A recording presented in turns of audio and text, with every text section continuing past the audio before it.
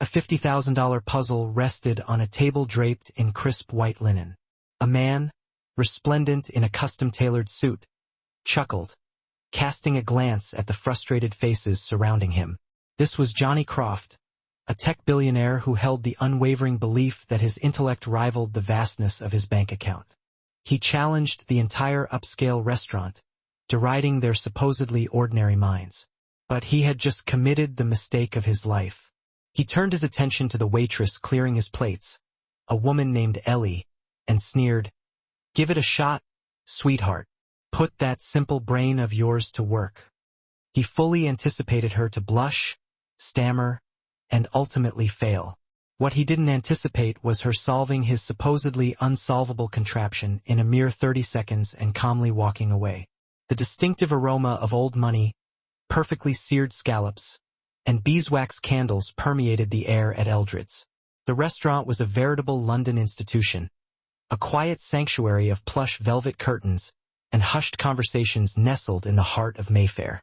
Its very walls had absorbed decades of secrets whispered by politicians, aristocrats, and the titans of industry. And then there was Johnny Croft. "It's laughable," he boomed, his voice shattering the reverent silence.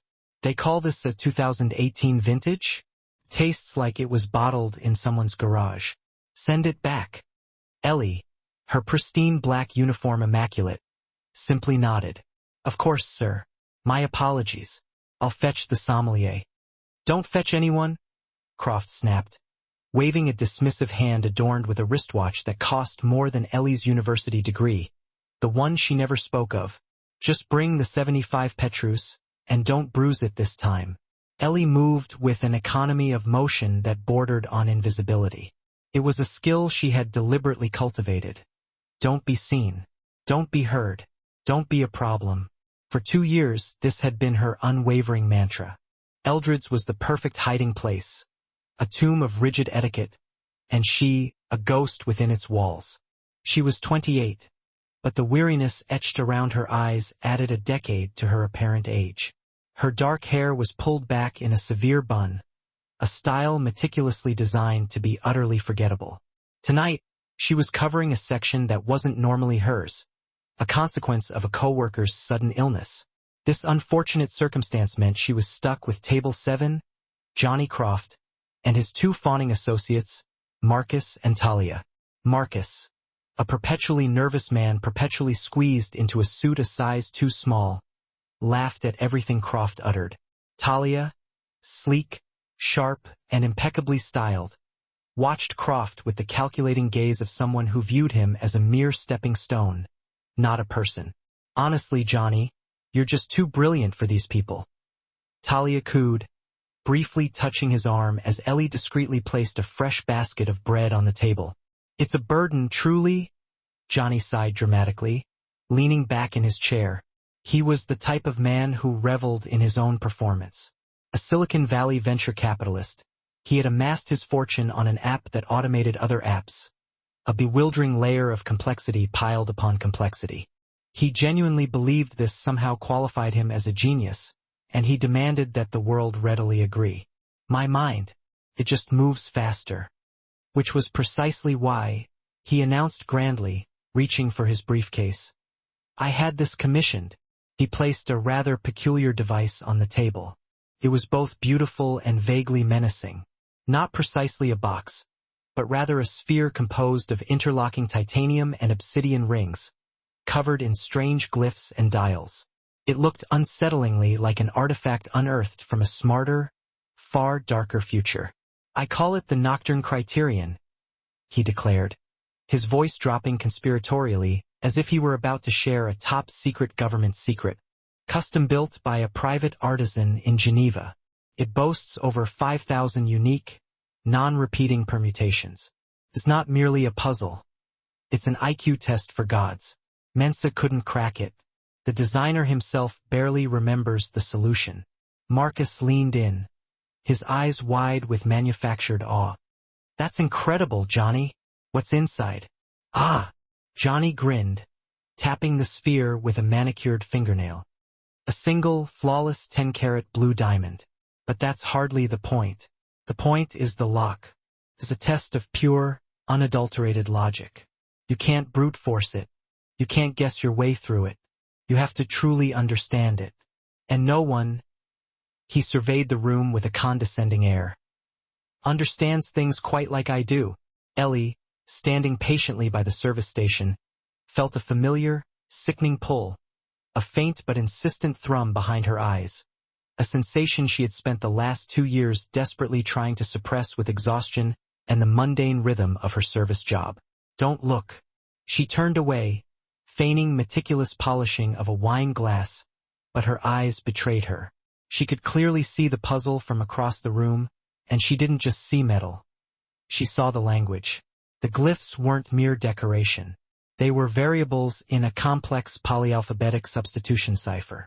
The rings weren't randomly placed. They operated on an intricate gear system based on prime numbers. The clicks. She could almost hear the faint clicks as Johnny carelessly spun one of the rings. They were weighted tumblers. It's a 5-dimensional algorithm, a voice whispered inside her head. The voice of Ares, the voice she had deliberately buried. It's derivative of my own work on the Thorn cipher from 2021. It's sloppy. She squeezed her eyes shut tightly. Stop it. You are Ellie Vance. You serve fish. Back at table 7, Johnny was thoroughly enjoying his own self-aggrandizing sermon. The average mind, he said, gesturing dismissively toward a neighboring table of quiet diners, is a blunt instrument. Mine is a scalpel. It sees the patterns. You're brilliant, Johnny. Truly, Talia gushed, ever eager to reinforce his inflated ego. I know, he replied with faux humility. He took a rather theatrical gulp of his new wine, the $9,000 Petrus. But it's just so incredibly boring being the only one. Ellie's shift was ending in 30 minutes. Just 30 more minutes of this insufferable arrogance. Matteo, the restaurant's perpetually harried manager, gave her a sympathetic look from across the room. He was a good man, stretched thin by the relentless demands of clientele like Croft. Ellie moved to clear the plates from table 9, a task that placed her within 10 feet of Croft and his entourage. She kept her head down, her movements swift and efficient. You! Her blood ran ice cold. Johnny Croft was snapping his fingers, not directly at her, but conspicuously near her. Waitress, come here. Ellie turned, her face a perfectly crafted mask of professional neutrality. Sir, you've been hovering. What's your name? Ellie, sir.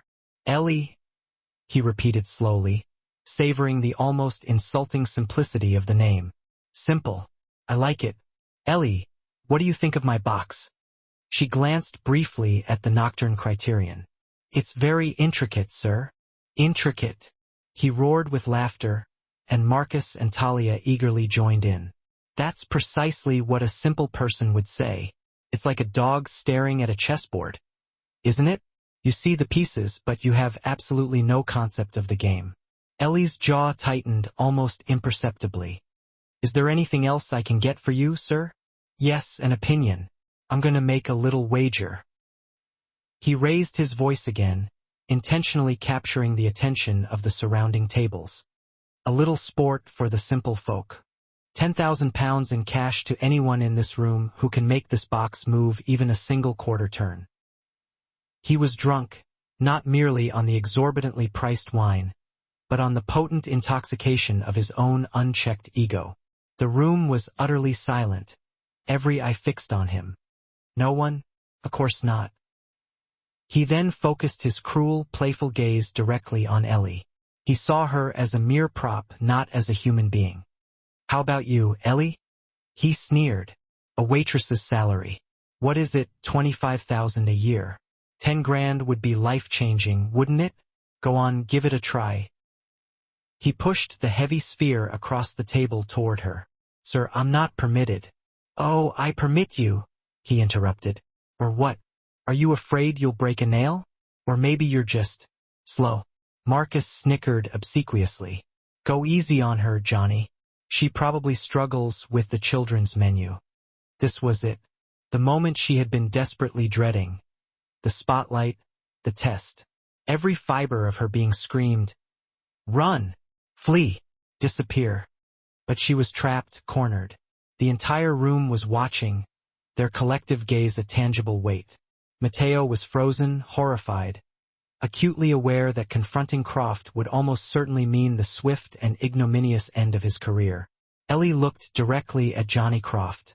She looked at his smug, empty smile, the epitome of undeserved confidence.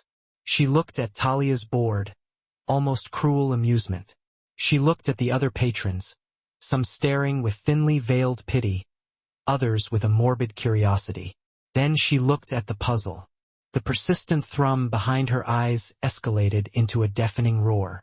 The restaurant began to dissolve around her. The sounds of clinking forks and polite conversation faded into the background, replaced by the beautiful, perfect silence of pure, unadulterated logic. "You're sloppy, Donovan," she thought, the name surfacing in her mind like a painful scar. "You always were."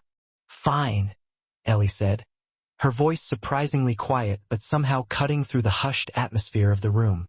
She stepped forward, not bothering to wipe her hands on her apron. She simply reached out and tentatively placed her fingers on the cold metal.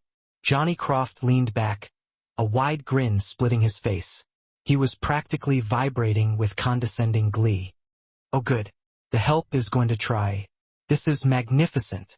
Marcus, film this. No, seriously, film this. This is for my private collection."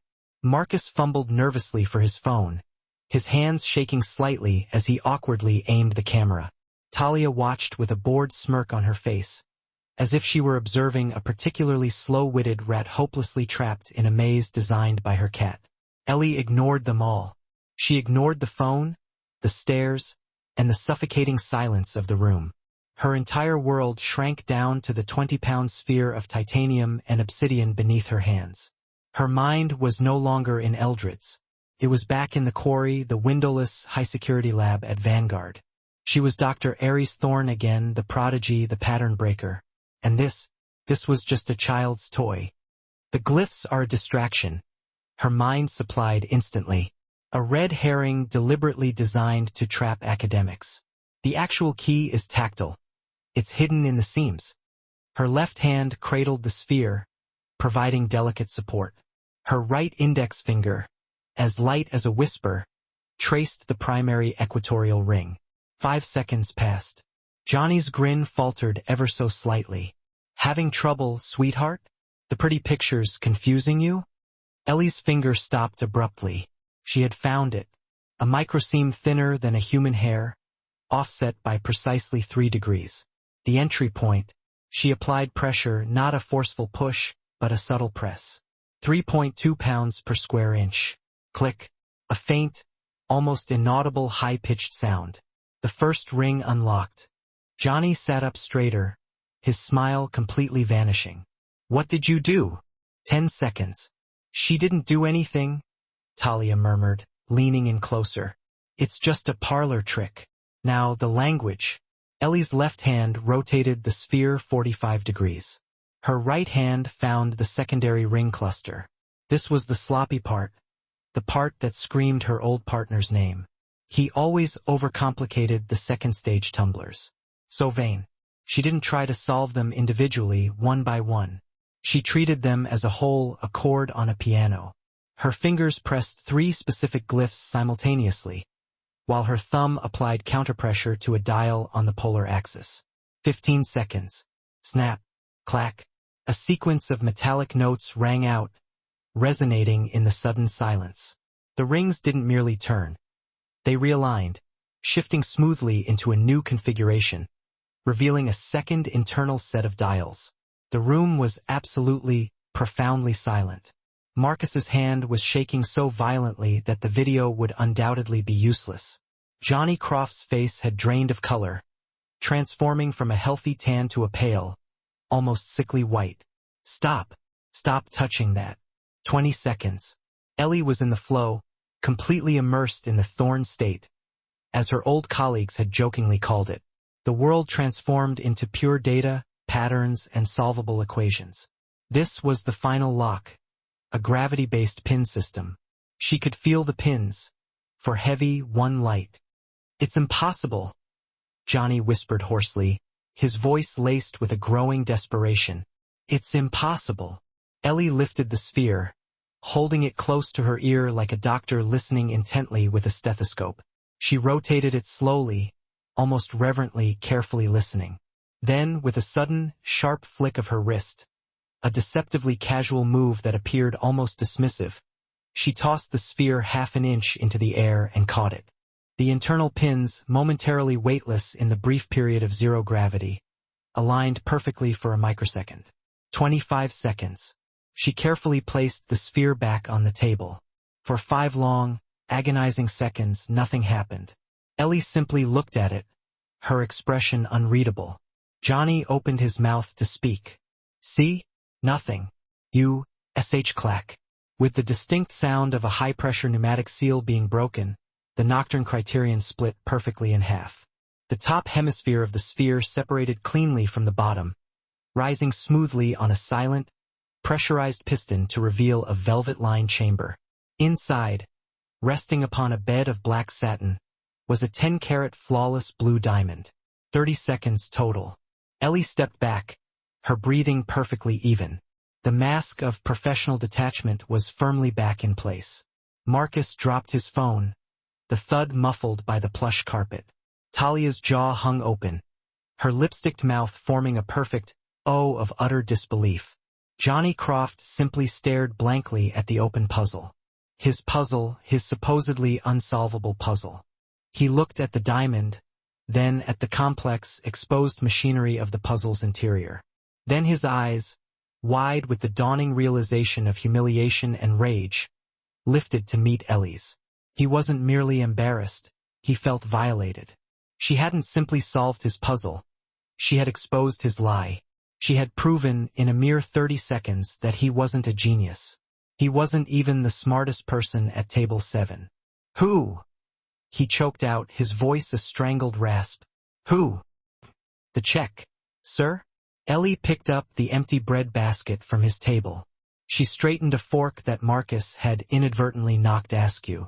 She looked directly at Johnny Croft, her eyes as calm and empty as a winter sky. Will that be all? And without waiting for an answer, she turned gracefully, walked past the stunned, silent tables, and disappeared through the service door, leaving the billionaire to choke on the bitter ashes of his own inflated ego. The service door swung shut behind her, and the heavy silence of the dining room was instantly replaced by the familiar clatter of plates and the hissing sounds emanating from the kitchen. Ellie didn't pause. She walked straight past the line cooks, past Mateo, who was anxiously emerging from his office with a look of pure panic on his face, and into the cramped, windowless staff locker room. She set the bread basket down, and only then did her hands begin to tremble uncontrollably. It wasn't fear. It was the rush, the high, the horrible, addictive click and whir of her mind snapping back into a gear she had sworn never to use again. For 2 years, she had been a hermit, living in a self-imposed prison of carefully constructed simplicity. In 30 seconds, she had torn the walls crashing down. Ellie, in God's name, what did you do? Mateo burst into the locker room, his face ashen. He's screaming. He's demanding I call the police. He's accusing you of witchcraft. I think he even said you're a corporate spy. He says you cheated. I didn't cheat, Ellie said, her voice sounding strangely distant and detached, even to her own ears. She began to unbutton her uniform vest. I know that, Mateo said frantically, pacing back and forth and running his hands distractedly through his hair. But he's Johnny Croft. He can have this restaurant shut down by breakfast. He's already on the phone with the owner. He asked me to solve it, Ellie said, pulling her simple gray t-shirt from her locker. He asked you to try. He expected you to fail. You were supposed to be the punchline, Ellie, not that. What was that? I've never seen anything like it. Ellie paused, her back still turned to him. He's right about one thing, Mateo. I can't work here anymore. What? No, don't be ridiculous. I'll handle him. I'll comp his entire meal. I'll fire you and rehire you next week. We'll figure it out. She turned to face him. The perpetual weariness that usually clouded her features was gone, replaced by a sharp, cold clarity that almost made Mateo instinctively take a step back. You can't handle him. Not now. He wasn't just showing off a toy. He was showing off himself. And I just told a room full of his peers that he's a fraud. Men like that don't forgive. They destroy. A muffled roar erupted from the dining room. Get out the back, Mateo said urgently, his voice dropping to a bare whisper. Go now. Go out the delivery exit. I'll tell him you ran off, that you were a temp. I'll scrub your file. He has my name, Ellie said quietly, tying her worn running shoes. Ellie Vance. It's a common name. Get lost in the city. He'll be angry for a night, but he'll find a new toy tomorrow. Ellie looked at her kind, terrified boss. He didn't understand the gravity of the situation. Johnny Croft wouldn't simply find a new toy. She was the new toy, or rather, the new threat. Thank you, Mateo, for everything. Go! Ellie grabbed her thin jacket and her threadbare backpack. She didn't have much, and she never kept much. She was out the steel delivery door and into the damp cobblestone alley in a mere 10 seconds. The cold November air hit her face, a welcome shock that jolted her back to reality. She broke into a run, melting into the anonymity of the London night. Back in the restaurant, Johnny Croft was apoplectic. Fired? I don't want her fired. I want her arrested. He bellowed, jabbing a finger at the open puzzle. That thing. That waitress is a plant, a corporate spy. She was sent here to humiliate me. Talia was frantically whispering into her phone. The Financial Times blogs are already picking it up. Someone at another table tweeted. They're calling it the Mayfair Miracle. Miracle? Johnny shrieked, his face now a mottled purple hue. She used a device, a magnet, a laser. I want her strip searched. Sir, Mateo said, his voice shaking but surprisingly firm. The employee is gone. She left. Gone? Gone where? She panicked and ran, sir. She was just a girl. She was probably as surprised as you are. Johnny rounded on him, his eyes bulging in disbelief. A girl? A girl? That was no girl. That was something else. I want her name. I want her address. I want her file now. Sir, employee privacy. Privacy. Johnny grabbed the $9,000 bottle of Petrus and hurled it against the wall. Wine and shattered glass exploded across a priceless tapestry. The remaining diners scrambled for the exit. I am Johnny Croft. I own you. I will buy this diner, and I will turn it into a public toilet. Give me the file. Mateo, utterly defeated, walked slowly to his office. He returned moments later with a thin folder. Johnny snatched it from his hands. Ellie Vance. 4 Crestwood Lane, Hackney. Born in Bristol. Blah, blah, blah. Simple. It's a fake. It has to be a fake.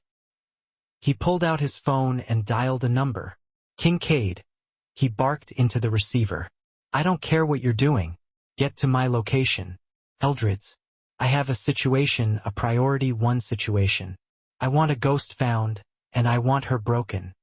He snapped the phone shut and stared at the open puzzle box, his chest heaving with barely controlled rage. The blue diamond winked back at him, seemingly mocking his helplessness. He was Johnny Croft. He was the scalpel, and a simple waitress had just used him like a blunt instrument. Vance? He whispered, the name tasting like acid on his tongue. You have no idea what you've just started. The man who stepped out of the sleek black sedan at Eldred's an hour later was the physical antithesis of Johnny Croft. Where Croft was loud, soft, and drenched in cologne, this man was silent, sharp, and seemed to absorb the light around him. His name was Mr. Kincaid. He was formerly with MI6, dishonorably discharged for methods deemed far too thorough, even for the clandestine services. Now he was a fixer for the ultra-rich, a high-priced information broker who specialized in making problems and people disappear. He found Johnny Croft in the restaurant's private dining room, drinking brandy straight from the bottle. The staff had all been sent home, and the place was a chaotic wreck. Mr. Croft, Kincaid said, his voice a dry rasp. Kincaid, you're late. I was in Paris. You said it was a priority. Kincaid's eyes meticulously scanned the room, cataloging every detail. The shattered bottle, the open puzzle, the terrified manager, Matteo, cowering in the corner. This is your situation? Johnny pointed a shaking finger at the puzzle. A waitress. Nothing but a waitress. She solved it in 30 seconds, then she just walked out. Kincaid raised a questioning eyebrow. He walked over to the Nocturne Criterion and examined the intricate, exposed mechanism. This is a variant of a Thorn-class cipher. Highly complex. We used to see prototypes like this in an R&D unit at Vanguard. Vanguard? The defense contractor? The think tank? They build unsolvable things. Or they used to.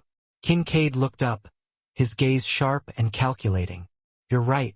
No waitress solves this, not without the key or unless she is the key. Find her, Johnny said, standing abruptly. I want to know her real name. I want to know who sent her. I want to know what she had for breakfast. I want to know the mole on her left shoulder. Do you understand me? My services are not cheap, Mr. Croft. A search of this nature. I will transfer $500,000 to your account right now, Johnny interrupted. A bonus of the same amount when you bring her to me. Kincaid allowed himself a thin, almost imperceptible smile. I'll need the file. Johnny tossed it to him. Kincaid caught it effortlessly. Ellie Vance, 4 Crestwood Lane. She'll be gone, Kincaid said matter-of-factly. Then find where she went. For Crestwood Lane was a third-floor walk-up in a dingy building that reeked of dampness and stale curry. Ellie Vance's apartment, precisely as Kincaid had predicted, was empty. He picked the simple lock with practiced ease and let himself in. The apartment was profoundly empty. It wasn't just vacated. It was sterile. It consisted of a single sparsely furnished room with a worn mattress on the floor, a small hot plate, and a bookshelf. No photos, no mail, no personal knickknacks, no life. The only discernible sign of personality was the eclectic collection of books. Gödel, Escher, Bach, a treatise on theoretical cryptography, the mechanical engineering of antique automatons. You're not Ellie, Kincaid murmured to the empty room. He ran a gloved finger carefully along the bookshelf, searching for any hidden compartments or clues. Nothing. He checked the bathroom. A single toothbrush, a plain bar of soap. He ran a chemical strip on the sink. No makeup residue, no hair follicles. She was a ghost existing in the shadows. She had been living here, but she had never truly been here. This was a safe house, a bolt hole. He was about to leave when he spotted it. A small tear in the cheap linoleum flooring under the mattress. He knelt down, peeled it back. Underneath, crudely drawn on the floorboards, was a small, enigmatic symbol. A circle with a single jagged line slashed through it. A broken circle. Kincaid's blood went cold. He knew that symbol. It was the personal sigil of Dr. Aries Thorne, the prodigy from Vanguard, the woman who had designed the unbreakable security protocols for half of the Western world's digital infrastructure. The genius who, 2 years prior, had allegedly cracked and stolen $200 million in bearer bonds from a rival corporation and then driven her car off a cliff into the North Sea. She was never in the car. My God, Kincaid whispered, his voice barely audible. Ellie Vance isn't a corporate spy. He pulled out his phone and made a call, not to Johnny Croft, but to someone far more powerful. Sir, a situation has developed. It's not about Croft. A pause. Yes, it's her. Aries Thorne. She's alive, and she's just resurfaced in London. Meanwhile, Ellie, or Aries, was on a midnight coach to Holyhead, Wales.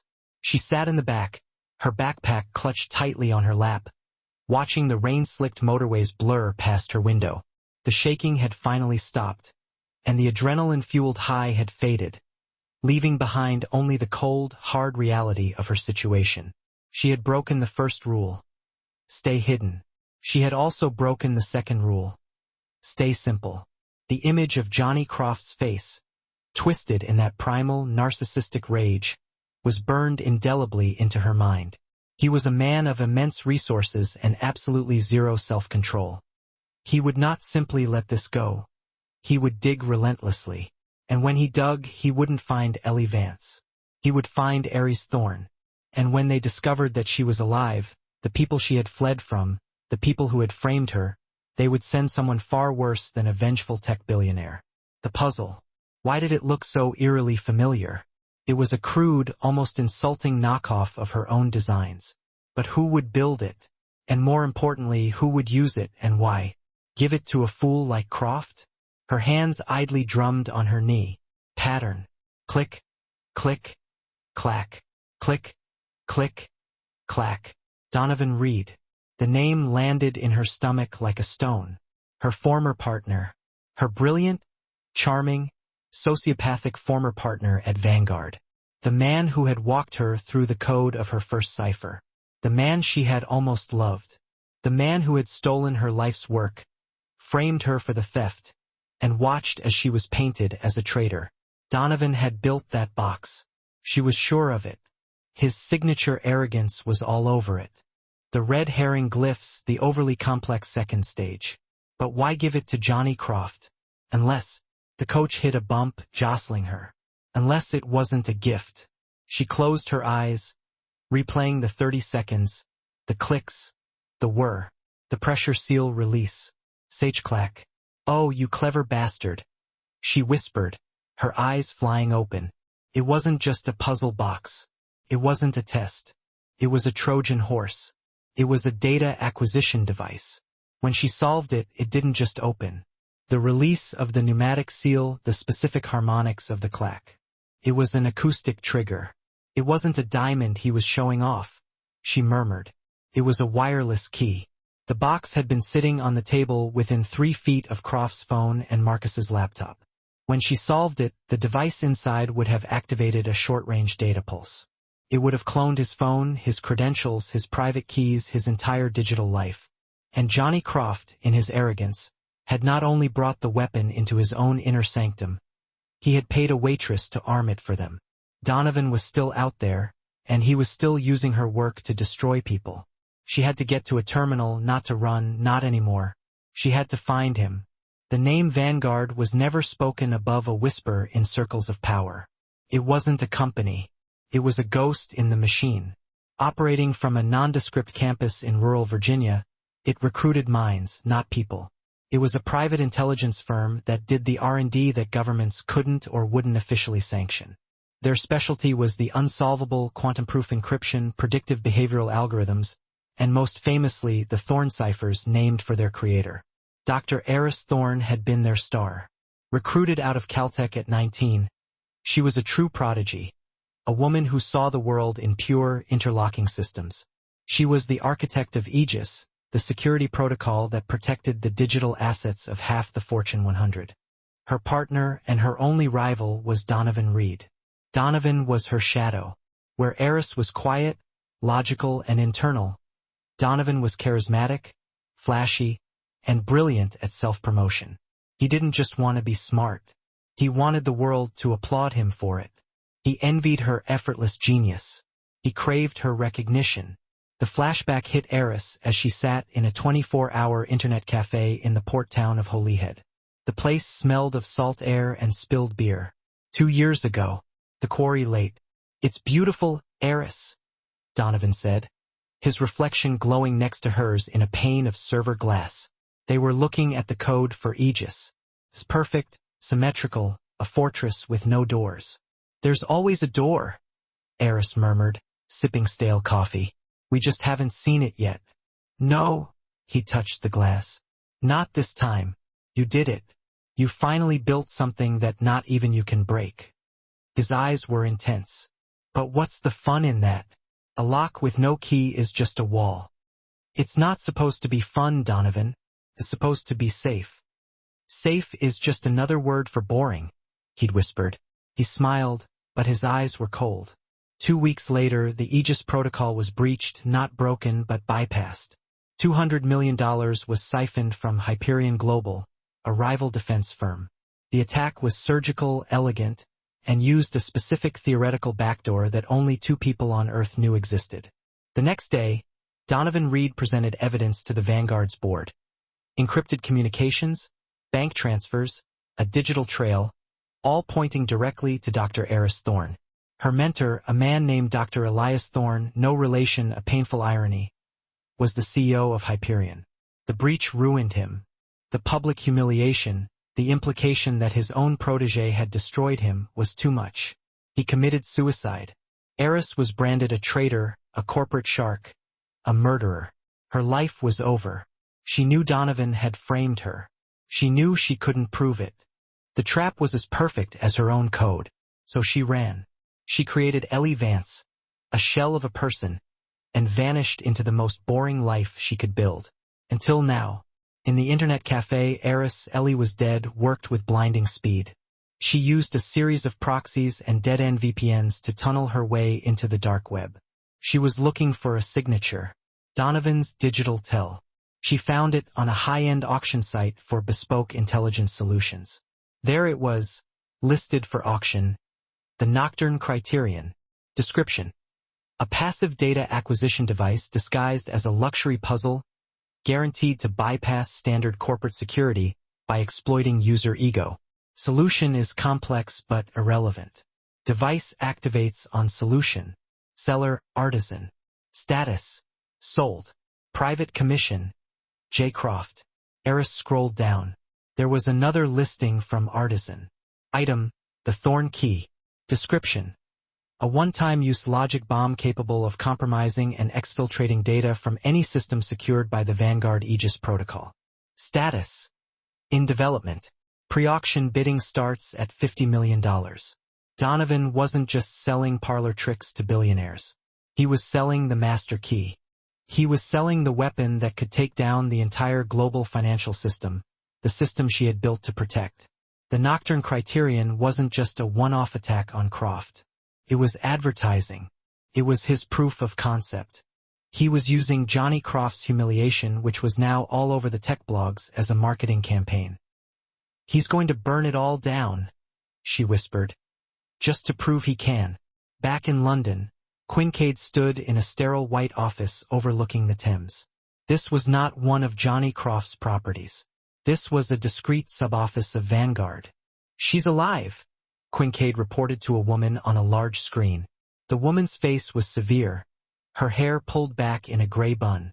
She was Director Marion Shaw, the head of Vanguard, and she's in London. Shaw's voice was sharp. She's in the wind. We tracked her to Holyhead. Then the trail went cold. She's a ghost, Director.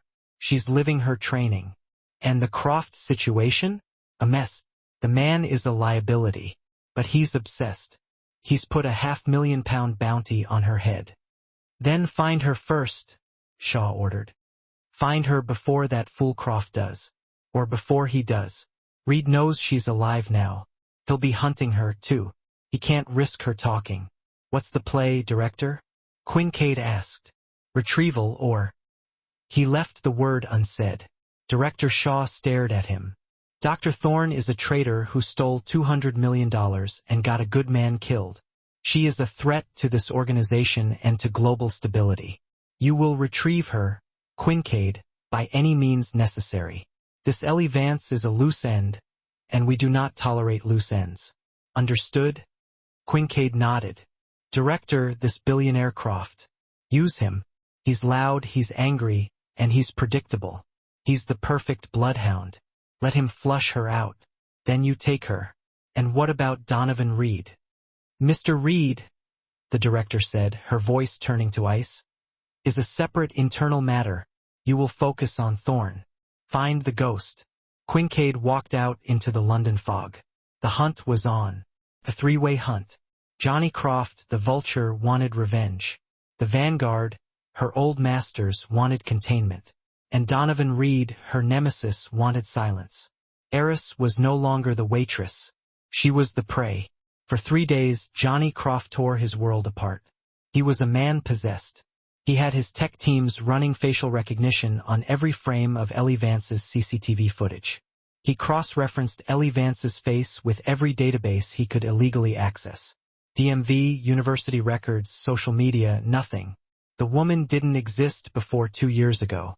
She's a plant, he roared at his team of analysts, who flinched every time he entered the room. Sent by who? Hyperion? Quantum SEC?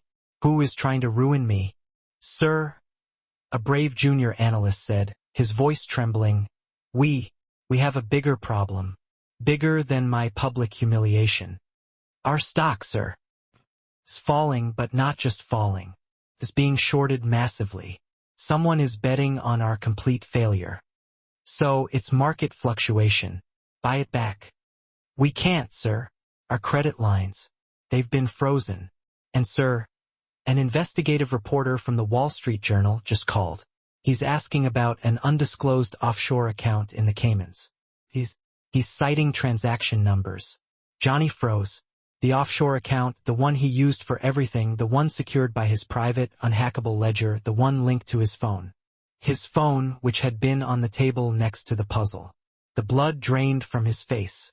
It wasn't about humiliation. It wasn't a prank. It was a heist, he whispered. She robbed me. He grabbed his phone. He called Quincade. Where are you? Where is she? The trail is cold, Mr. Croft. The woman is a professional. As I advised, this is no ordinary. She robbed me. Johnny screamed, the vein in his forehead pulsing. The puzzle. It wasn't a puzzle. It was a key.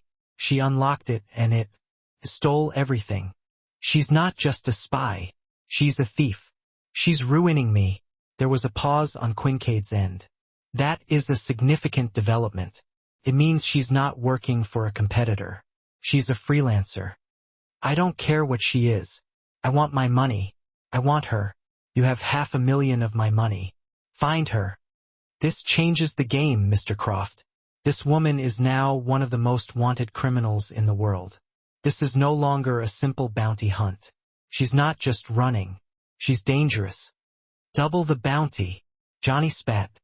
1 million alive. I want to see her. I want to ask her why. Understood. I will mobilize new assets. Quincade hung up. He knew Croft was wrong. Thorne wasn't a thief. She was a patriot, framed and broken. He also knew the data theft wasn't her. It was the puzzle's creator, the artisan.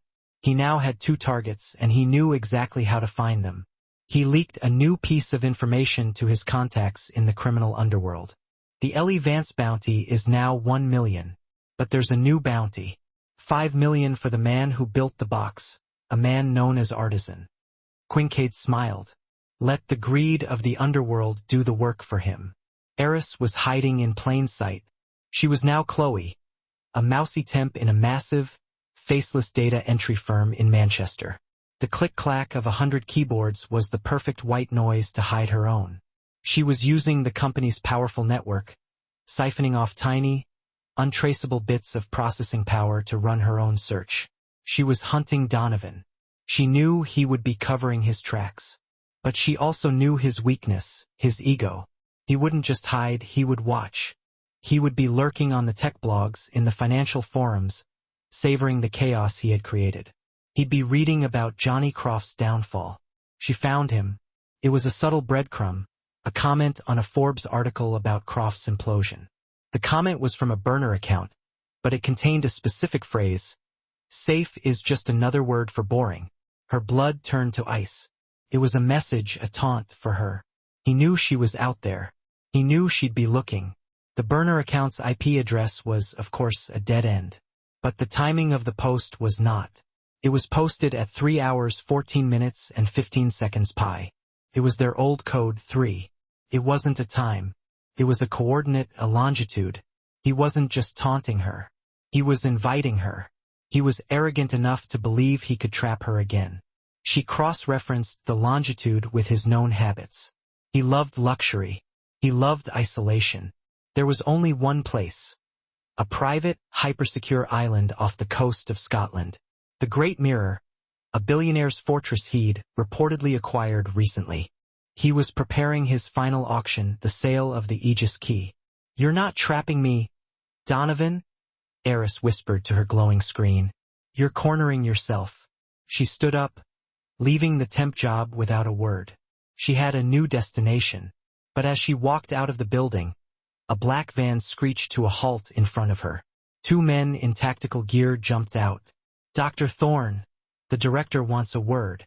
Quincaid stepped out of the passenger side, his face impassive. You've been remarkably difficult to find. But your old friend Donovan, he's much easier to predict. He had been tracing Donovan, too. He'd seen the pie post and knew she would, too. He hadn't just been hunting her. He'd been waiting for her to take the bait. Eris didn't run. She simply stood, her backpack in hand, her face grim. So, the Vanguard finally found me.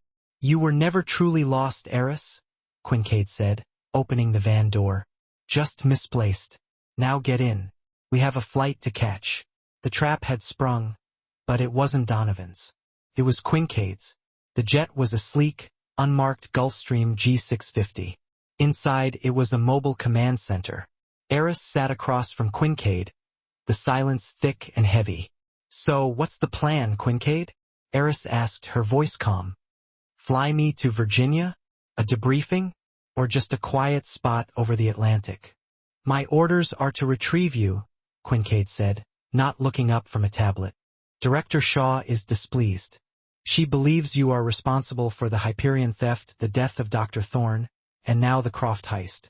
You know I didn't do any of that, Eris said. It wasn't a question. Quincaid's gaze met hers. His eyes were cold, but there was a flicker of something else. Respect. What I know is that Donovan Reed has been operating as artisan for 2 years. I know he framed you, and I know he's currently on Scythian Moor, preparing to sell a key that will cripple the global economy. And Director Shaw knows this too? Eris stated. Director Shaw, Quincaid said carefully, believes Reed is an internal matter. She believes you are the priority. You are the loose end, the visible evidence of her failure to control her own people. Eris leaned back. So, you're not taking me to Virginia? No, we're going to London. We have one more passenger to pick up. The jet landed at a private airfield. Quincaid led Eris to a black SUV. They drove for 20 minutes, pulling into the underground garage of a desolate, half-empty office tower on the edge of the city. Johnny Croft's empire had crumbled in less than a week. They found him in a penthouse office that had been stripped bare by creditors. The electricity was even off. The only light came from the floor-to-ceiling windows, showing the glittering city that no longer belonged to him. Johnny was sitting on the floor in a $5,000 suit, drinking cheap whiskey. He was a broken man.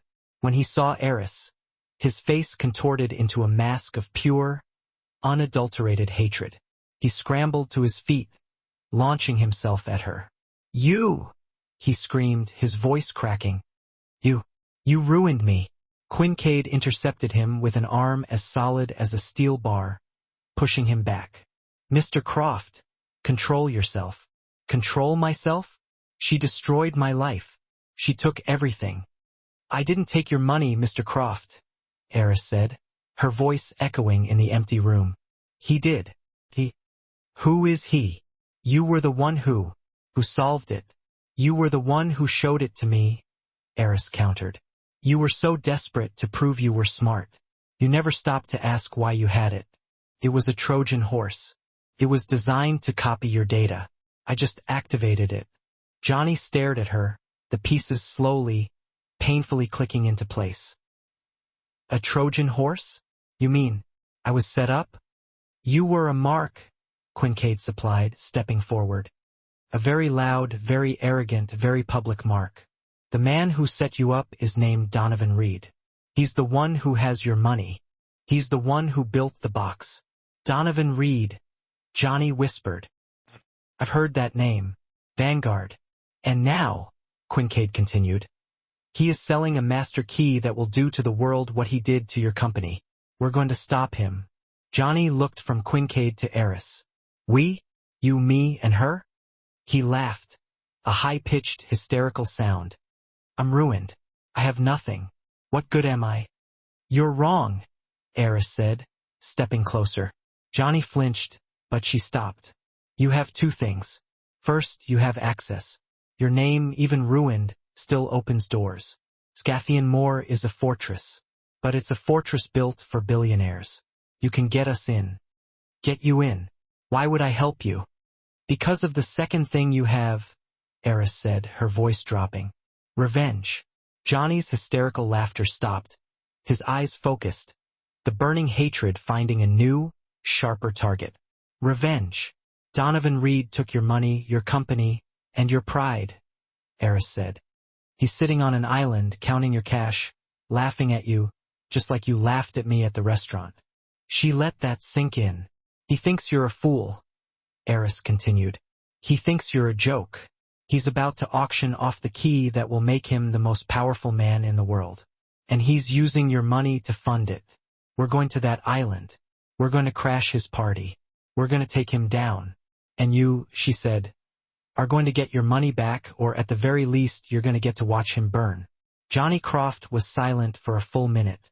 He looked at the whiskey bottle, then at Eris. The broken, pathetic man was gone. The vulture was back. How do we get in? He asked. You're going to call him, Eris said. You're going to tell him you were so impressed by the Nocturne Criterion that you want to be the first bidder on his new Aegis key. You're going to offer him your last remaining hidden asset. He'll never believe me. He will, Eris said, a cold smile touching her lips. Because his ego is even bigger than yours.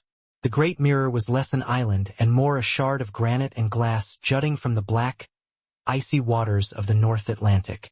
The house was a marvel of modern engineering, a structure of steel and smart glass clinging to the cliffside. A private helicopter landed on the windswept helipad. Johnny Croft stepped out, his face a mask of false confidence, followed by Quincaid, posing as his new head of security. As they were escorted inside by Donovan's private guards, Eris was 3,000 feet below in the churning sea, scaling the sheer cliff face along the island's fiber optic cable routes. He's here, Donovan Reed announced, spreading his arms. He stood in a vast white room overlooking the stormy sea, the picture of charismatic evil in a black cashmere suit. Johnny, my God, man, I heard you'd had some trouble. So glad you could make it. Reed, Johnny grunted, playing the part of the wounded animal. I lost everything. It wasn't they who took it, Johnny. It was me. Donovan laughed. The Nocturne box. A masterpiece, wasn't it? Your ego was the perfect key. And the waitress.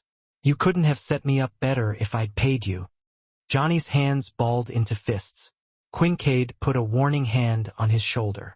That's why I'm here, Johnny said, his voice tight. I have one thing left. Private, quantum-encrypted ledger. Untraceable. It's worth $500 million. I want to bid on your Aegis key. I want to burn the world down since it burned me.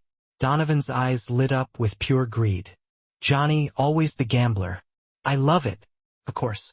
The auction starts in an hour, but for you, a private demonstration. Plug it in. He led Johnny to his central holographic terminal. At the same time, Eris was inside. She moved through the service tunnels like a phantom, her mind a cold, logical engine. She found the server room. It was protected by a thorn cipher. Her cipher. You're so vain, Donovan, she whispered. She placed her hands on the biometric panel. It wasn't keyed to his hand. It was keyed to hers. He had kept her biometrics in the system, a trophy. The door hissed open. She jacked her device into his mainframe. She wasn't stealing. She was uploading. She released a truth worm, a logic bomb designed to copy everything. The original Aegis breach files, the account holding the stolen $200 million, the entire digital trail of the frame-up, the proof of Elias Thorne's innocence. She routed the entire data packet to one recipient, Director Marion Shaw at Vanguard. Checkmate. Back in the main room, Johnny had plugged his ledger, a dummy device, into Donovan's console. It's verifying, Donovan said, his eyes glued to the screen. Eris is in, Quincaid murmured into his sleeve mic. She has the data. Now, Mr. Croft, he said aloud. Johnny looked at Donovan. You know, Reed, the waitress, the one you found so amusing. Donovan looked up, distracted. What about her? She taught me that pride is a... Johnny slammed his fist onto the console, triggering the real program on the drive. It wasn't a ledger. It was a fork bomb. A malicious, infinitely replicating program that began devouring Donovan's system from the inside out. What did you do? What did you do? Donovan shrieked as his console lit up with red alarms. The screens all over the room flashed. The auction was dead. The Aegis key file was being corrupted. His entire kingdom was collapsing. No, no, no. My work. My beautiful work. Donovan smashed a button on the wall. Lockdown. Steel shutters slammed over the windows, plunging the room into red-lit darkness. You're all trapped. My men will be here in. The server room door hissed open. Eris stepped out. Donovan froze, his bloodlust evaporating into pure terror. Eris, he whispered. You're dead. Hello, Donovan, she said, her voice cold. You always were sloppy. You did this. You built your kingdom on my name, she said, walking toward him. You used my genius to frame me to get a good man killed. You're a parasite, Donovan. And you're done. I made you famous. You made me a ghost, Eris said. But ghosts can walk through walls. As Donovan lunged for her, Quincade moved, disarming him just as sirens wailed outside. A Vanguard tactical team, the real ones, smashed through the skylights, swarming the room. Director Shaw, it seemed, had received the data packet. The data. Donovan Reed didn't even put up a fight. He just stared at Eris as they slapped the cuffs on him. You were just a waitress. Eris turned her back to him, dismissing his words. I was damn good at it. She walked over to Johnny Croft, who was glued to the corrupted console, watching his stolen billions vanish into thin air. The man was utterly ruined. You're not getting your money back, Eris stated matter-of-factly. I know, Johnny replied, his voice barely a whisper. He added, with a defeated sigh, he's not getting it either. That's almost enough. Consincade approached her, his expression unreadable. Eris, Director Shaw wants to see you. She's offered you your old job back. Full reinstatement. Full pardon. Eris surveyed the scene of chaos, the shattered glass, the flashing red lights, the insistent hum of adrenaline in her mind. No, she declared, her voice firm. Tell her Ellie Vance died here. Tell her Eris Thorne died 2 years ago. My name is clear. That's all I wanted. She turned and walked past Quincade, past the defeated Johnny, and toward the main door where the wind and the sea were engaged in a furious battle. Where will you go? Quincade called out after her, his voice tinged with curiosity. Eris paused in the doorway, the storm swirling around her. I don't know, she said, a small, genuine smile gracing her lips. But I'm finally free. She stepped out into the tempest, and for the second time in her life, she simply walked away, leaving everything behind. In the end, it wasn't about the puzzle at all. It was about pride, pure and simple. Johnny Croft's inflated pride compelled him to show off his supposed brilliance. Donovan Reed's arrogant pride drove him to taunt the one person who possessed the power to completely destroy him. And Ellie, or Eris, had to reclaim the pride that had been so unjustly stolen from her. The billionaire lost his ill-gotten fortune. The villain was stripped of his freedom. And the seemingly ordinary waitress, well, she finally managed to reclaim her life, piece by agonizing piece. It just goes to show you can never truly know who you're dealing with.